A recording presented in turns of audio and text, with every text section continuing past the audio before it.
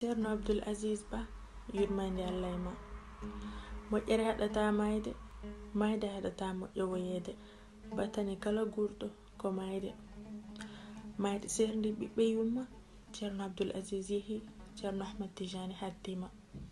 Baba Ibn Umar Ceerno yewama Mbour e Gunas cunima dusnoɓe ina belti jaɓɓoyima ina jungini gite cimti gondi cojjani ɓerɗe cuni terɗe ngamtani almuɓɓe gida jeɓɓili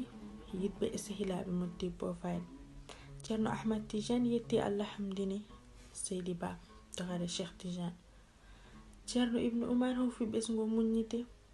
o wiye jaɓi golle Allah kattanɗo mo ala ella mayde noon ala mo worata Ceerno Abdul Aziz yehi artata mayde liɓi korsuɗo basorɗo taƴi goddinawi jakoraɗo jambaro teyɗo janginiɗo sunniyanke giɗo nulaɗo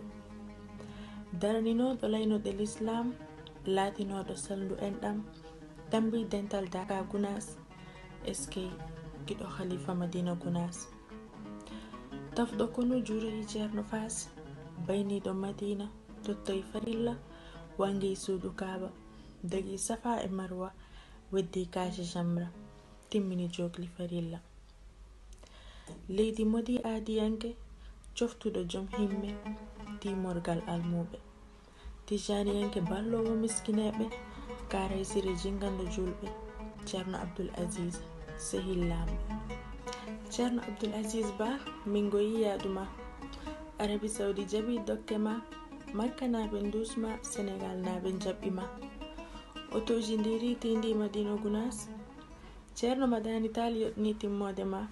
o setti almudagal ma taniraɓe Cheikh Tijani ina tawtora Seydina Sharif Aliou Julma Tijaniyankoɓe curma Ceerno Ahmad Tijani duwanima yo Allah yurmo yafoma o waɗa toon foftorde ma bajjo yeɗamin lomtoma yo barke ma heddo e Gunas ya barke Cheikh Tijani leydi Fas en duwanima Mbour e Gunas Madina Alhaji Ali cilon kam Fas so pergitte no wonno hen jafoɗon mi latima yidde Ceerno Abdul Aziz Ba ha e yesso annabi o ko Amina Ba debbo mo Madina Gunas e kuɗol Badogel Ngendi